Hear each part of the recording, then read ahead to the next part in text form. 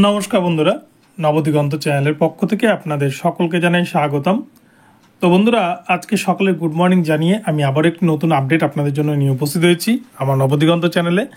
তো আজকে আমি আপনাদের সাথে যে আপডেটটি শেয়ার করতে চলেছি, অনেকেই কিন্তু আমাকে প্রশ্ন করছেন, অনেকেই আমার কাছে জানতে চাইছেন যে মাদ্রাসা সার্ভিস কমিশনের যে গ্রুপ ডি এর এক্সাম আগামী 1 সেপ্টেম্বর 2024 তারিখে হতে চলেছে, সেই পরীক্ষা হওয়ার পর পার্সোনালিটি টেস্ট বা মেরিট লিস্ট কী করে তৈরি হবে বা ইন্টারভিউতে কারা কারা ডাক পাবেন, কিভাবে ডাকা হবে, এই সমস্ত প্রশ্নের উত্তর আপনাদের সাথে বিস্তারিত ভিডিওতে আলোচনা করতে চলেছি।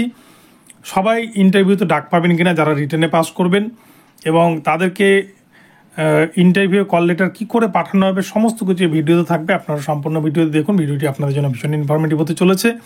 তবে তার আগে বলে রাখি, যারা প্রথমবার চ্যানেলটি দেখছেন আপনারা অবশ্যই চ্যানেলটিকে সাবস্ক্রাইব করে দেবেন এই ধরনের আপডেট সবার আগে সর্বপ্রথমে পাওয়ার জন্য। তো চলুন তাহলে আমরা বিস্তারিত আপডেটটি এবারে দেখে নিই। তো বন্ধুরা, 1 সেপ্টেম্বর 2024 তারিখে আগামী রোববার যে মাদ্রাসা সার্ভিস কমিশনের পরীক্ষাটি অনুষ্ঠিত হতে চলেছে রাজ্য জুড়ে, সেই ক্ষেত্রে আগে জানতে হবে যে পরীক্ষার কয়টি ধাপ রয়েছে। তো প্রথমেই বলি, এই পরীক্ষাটি কিন্তু 3টি ধাপ রয়েছে। প্রথম যে ধাপ সেটি হচ্ছে প্রিলিমিনারি এক্সাম, যেখানে 30 নম্বরের পরীক্ষা নেওয়া হয়েছিল, যে পরীক্ষায় অলরেডি প্রায় 1 লক্ষের মতো বেশি ক্যান্ডিডেট কিন্তু প্রিলিতে পাস করেছিলেন। এই পরীক্ষার 3টি ধাপের মধ্যে প্রথম হচ্ছে প্রিলিমিনারি টেস্ট 30 নম্বরের, 15 নম্বরের রিটেন এক্সামিনেশন এবং 5 নম্বরের হচ্ছে ইন্টারভিউ। এই হচ্ছে 50 নম্বরের পরীক্ষা। এর মধ্যে দেখা গিয়েছে প্রায় 1 লক্ষের বেশি ক্যান্ডিডেট সকলেই কিন্তু প্রিলিমিনারি এক্সামে পাস করেছে। এবারে রিটেন এক্সাম, যেটা 15 নম্বরের পরীক্ষা আগামী 1 সেপ্টেম্বর হতে চলেছে, এক্ষেত্রে দেখা গিয়েছিল 2011 সালে যে পরীক্ষা নিয়েছিল মাদ্রাসা বোর্ড, সেক্ষেত্রে প্রায় 24,000 মতো ক্যান্ডিডেট তারা কিন্তু পরীক্ষা দিতে পেরেছিল রিটেন এক্সাম। আদারওয়াইজ প্রায় 74,000 মতো ক্যান্ডিডেট তারা কিন্তু এই পরীক্ষায় বসতে পারেনি। এটা নিয়েই বিতর্ক তৈরি হয়, এটা নিয়েই আদালতে মামলা হয় 14 বছর পর যার জাজমেন্ট হয়, এবং তার জন্য কিন্তু এই পার্সোনালিটি টেস্টও হয়নি।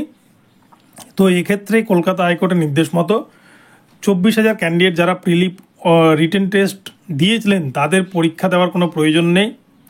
যে 74,000 ক্যান্ডিডেট তখন পরীক্ষা দিতে পারেননি রিটেন এক্সাম, তারা কিন্তু পরীক্ষায় বসবে।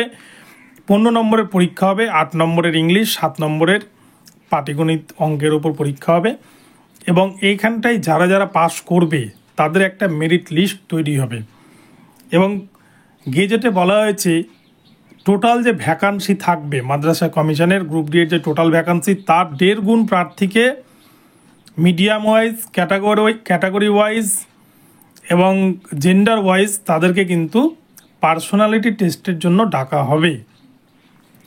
এবারে প্রশ্ন হচ্ছে যে টোটাল ভ্যাকান্সি কত থাকবে, এখনও সেটা কিন্তু অফিসিয়ালভাবে জানা যায়নি, বা মাদ্রাসা সার্ভিস কমিশন এখনও সেটা জানায়নি। তারা সেটা খুব শীঘ্রই জানিয়ে দেবে, ডিস্ট্রিক্ট ওয়াইজ ভ্যাকান্সি বেরোবে। তো সেক্ষেত্রে কত ভ্যাকান্সি থাকতে পারে সেটা এখনও সঠিকভাবে বলা সম্ভব নয়।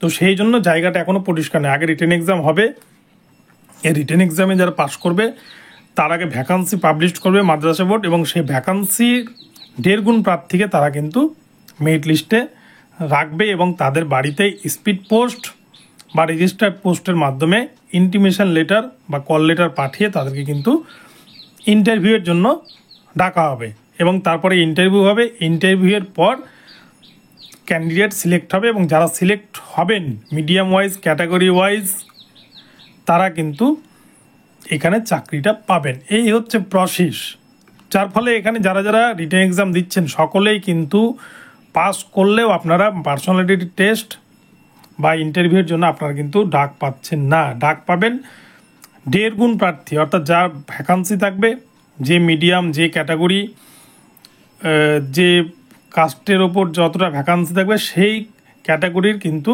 1.5 গুণ প্রার্থীকেই এক্ষেত্রে ডাকা হবে, এমনটা মাদ্রাসা সার্ভিস কমিশনের তরফ থেকে জানানো হয়েছে। তো আগামী 1 সেপ্টেম্বরে এই পরীক্ষার জন্য আমি বলবো আপনারা জোর কদমে পরীক্ষা প্রস্তুতি চালান। এটা কিন্তু একটা সুবর্ণ সুযোগ। এখনও ভ্যাকান্সি জানা যায়নি, কতটা টোটাল ভ্যাকান্সি থাকতে পারে সারা রাজ্য জুড়ে। তো এক্ষেত্রে কিন্তু চাকরি পাওয়ার এর থেকে ভালো সুযোগ হতে পারে না। তো বন্ধুরা, ভিডিওটি এখন এখানেই রইল। আপনাদের ভিডিওটি ভালো লাগলে চ্যানেলটিকে সাবস্ক্রাইব করে দেবেন, আর এই ধরনের আপডেট প্রতিনিয়ত পেতে চ্যানেলটি ফলো করতে থাকুন। ধন্যবাদ সকলকে, সকলে ভালো থাকবেন।